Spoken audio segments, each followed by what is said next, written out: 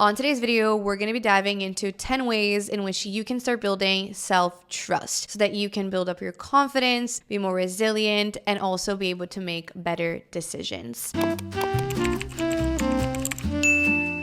Hello, you guys. If you're new around here, my name is Carolina. I am a holistic health coach. And on this channel, Inner Growth, I share tips and tricks to help you strengthen your relationship with yourself so you can glow from the inside out. So if that's something that you enjoy, definitely subscribe so you can stick around. Okay, so let's dive into self-trust. To start us off, let's just kind of clarify what self-trust really is. Self-trust isn't about knowing all of the answers. It's also not about expecting that you're always going to be perfect and that you're always going to make the right decision. Instead, self-trust is about learning to believe in yourself and in your abilities, and in developing this capacity of understanding that you can have your own back, and that even if other people aren't there for you, you can be there for yourself, and you can then go after your dreams or make difficult decisions because you know that you, again, are on your own team. And so at the end of the day, choosing self-trust is also about choosing to respect yourself and to be kind to yourself no matter what the outcome is. And it's important to remember that as we're diving into each of these tips, you don't have to do all of these things all at once in order to trust yourself. You can see this as baby steps that you can start taking little by little so that you can strengthen your relationship with yourself. So let's dive into the 10 biggest tips I have to help you develop self-trust. The first thing is learning to speak up for yourself. When you have self-trust, you are able to know that your thoughts, your feelings, your beliefs, all of those things have value, and therefore they are worthy of being expressed. They are worthy of being verbalized and shared with other people. So this can look like asking for help when you need it, or just simply expressing when something bothers you to someone else. This can definitely be uncomfortable at times, especially if you struggle with people-pleasing tendencies, but it's important to remember that, in a sense, letting go of people-pleasing tendencies also ties in with self-trust, because it's about learning to put yourself first when necessary. And even if it makes someone else uncomfortable, you're going to ask for what you need, hopefully in a nice way. But this is a very important first stepping stone into learning to trust yourself. And also, as you start doing this, you will inherently improve your communication skills and just learn how to better advocate for yourself. Okay, number 2 is set and honor boundaries. A lot of the times, setting boundaries can feel intimidating to a lot of people because it seems like it might come across as a little bit aggressive, but that's not necessarily what setting boundaries is about. To me, setting a boundary is just about knowing what you're able to give in that moment and honoring that so that you're not stretching yourself thin and you're not saying yes to the things that you want to say no to, or that you just simply don't have the bandwidth to give. I have personally struggled with this in the past where I'm a yes person. I love to say yes to things. I love to be helpful and I love to do things.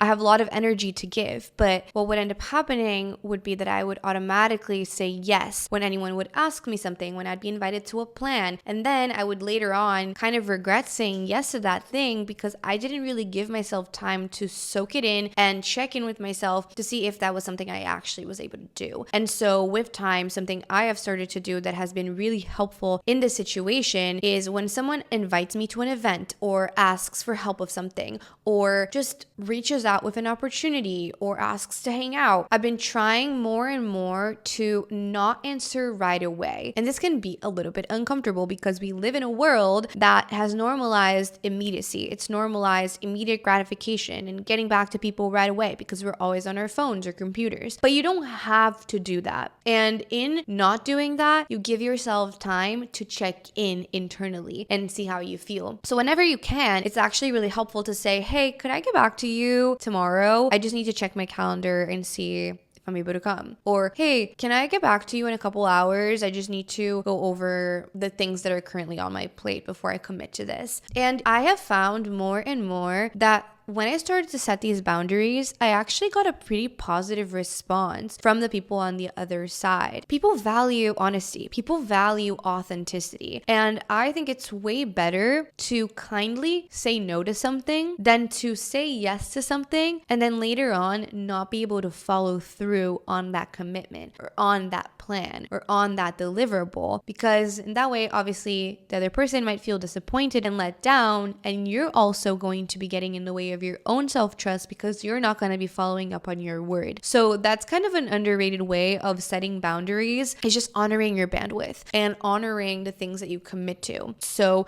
just start checking in a little bit more so that you don't overcommit to things and therefore resent the situation in the future. Okay, tip number 3 is validate your feelings and your needs. And this goes hand in hand with point number 1 and point number 2, because if you're not in tune with how you feel and with what you need, it's really hard to express yourself, to set boundaries, and to speak up for the things that are going on. And there are many tools that can help you learn to tune in with your feelings and your needs, like journaling, like talking to trusted friends and family, like venting out on your notebook everything that's going on in your brain, or sitting in silence, or going on a nature walk. All of these things can bring clarity into how you're feeling. Even taking like a really hot shower and playing some nice music, that might help you slow down enough to hear yourself. Feelings were made to be felt, and it's okay to feel uncomfortable emotions. It's okay to not be okay. It's okay to be you, and you don't have to always be perfect and always be thriving. It's okay to have moments when you feel these uncomfortable feelings, and by taking time to honor that, you are also showing yourself that you can rely on yourself, that you can be your own parent, that you can be someone you can lean on, which is really powerful and beautiful. Number 4 is keep the promises that you make to yourself. I think this is probably the most powerful point out of all of the ones that I'm going to dive into, or at least one of the most powerful. And it's basically to follow through on your word with the things that you say you're going to do, which in one way requires that you be realistic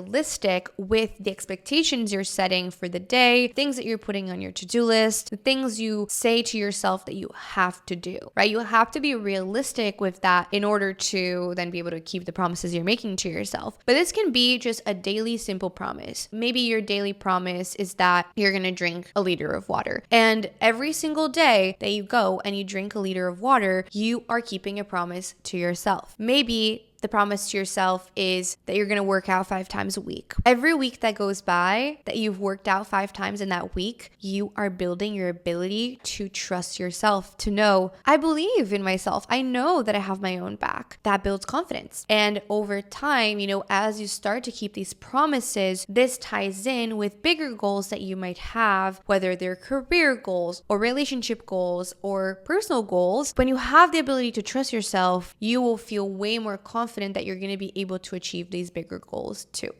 Okay, number 5 is listening to your body. That means if you're tired, actually rest. If you're extremely overstretched and exhausted and burnt out, that is your body signaling to you that it needs more rest, that it needs more sleep, that you need to take maybe a rest day or 2 from the gym, that maybe you need to go and stretch your body out. And when you honor those things, you strengthen your relationship with yourself. But if instead you ignore your body's cues and you go and you push through and you over-exercise and you don't go to bed early enough, you're going to progressively feel worse. You're not going to be able to then trust yourself that you can take care of yourself properly. So it's just about learning to listen. And same thing applies with eating when you're hungry, paying attention to when you're thirsty and going and grabbing a glass of water. It's in these little things, and the more that you do it, the more you're going to be able to feel confident in yourself. All right, tip number 6 is let go of what no longer serves you. As you evolve, as you grow, as you get older, there are going to be things that used to resonate with a version of you in the past, and it might not resonate with the version of you that you are now, or it might not resonate with the version of you that you are looking to become. And it's really important to get really real with yourself about these things and to proactively be in this surrendered state whenever you need to be in that state. So this means letting go sometimes of toxic relationships or toxic friendships that don't help you feel good, that don't lift you up.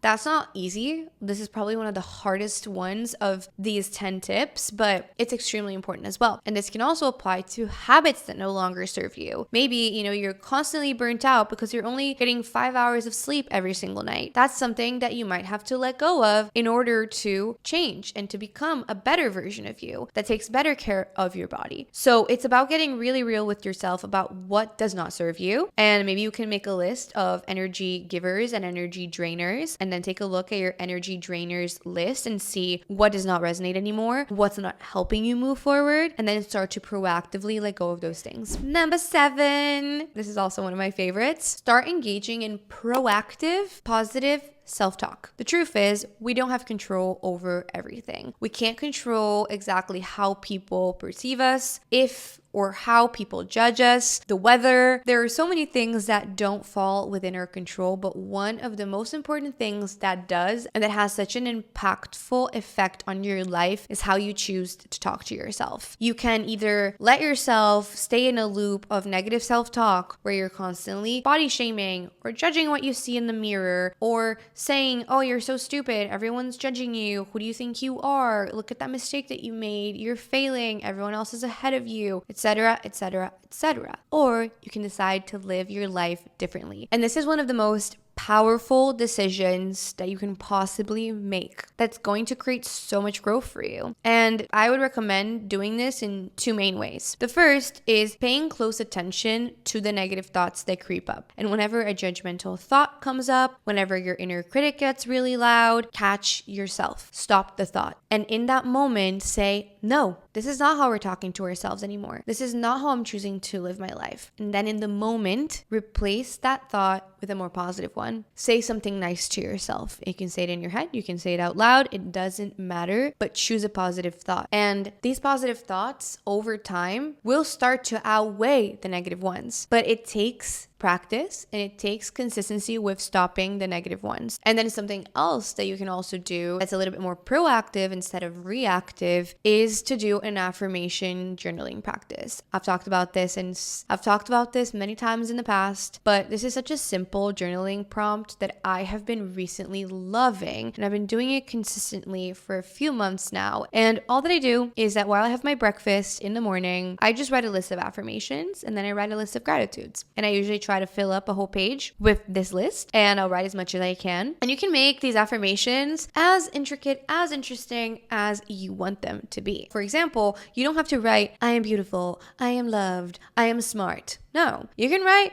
really powerful, positive sentences like, money always flows my way. I love money and money loves me. I am abundant in nature. I glow from the inside out. I am always attracting aligned relationships and opportunities. The list goes on. And the more that you stay consistent with writing things out like this, the more they come into your life, the more they become a natural part of your self-talk, and the more, again, they crowd out that negative self-talk that you might struggle with. Okay, number 8 is take stock of your past achievements. Especially if you are a healing, recovering perfectionist, it can be really easy to hyper-focus on what's going wrong or on what has not happened yet, and to basically forget everything that you're doing well or that has gone well already in your life. So having this list of achievements, whether it's a physical list, whether it's a folder on your Photos app where you put photos of these achievements, whether you write them out, whether you remind yourself of them every single week, it doesn't matter exactly how you do it. But what matters is that you do acknowledge what you have achieved. And something that I have recently taught some of my one-on-one coaching clients that is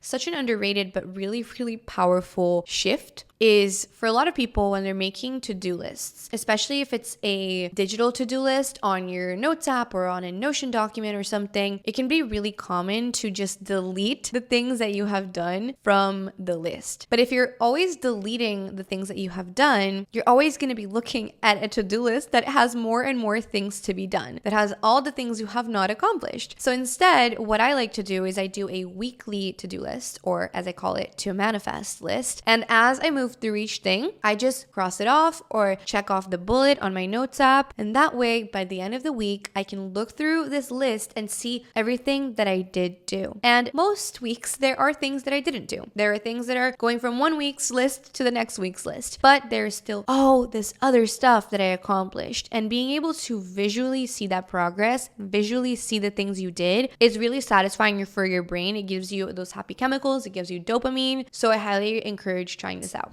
Number 9 is forgive yourself. You are not put on this earth to be perfect. And just like every single other human being on this planet, you have made mistakes. And that's okay. You might have failed. You might have done something in a way that you're not proud of. You might have said something in a way that you didn't love. But it's okay because it taught you something. So choose to let yourself free, to forgive yourself, and to choose to love yourself even if you've made those mistakes. Accept that everyone makes mistakes and forgive yourself so that you can move forward without a constant battle of remembering those quote unquote failures or quote unquote mistakes. Just choose to let yourself free. Give yourself compassion. A lot of the times it's easier for humans to forgive other people than themselves. But if you don't forgive yourself, you're always carrying this burden of self-judgment and regret and negative energy around with you. So stop resenting yourself and start forgiving yourself and just focus on the lessons. See the past as a teacher and focus on the lessons it taught you as you move forward.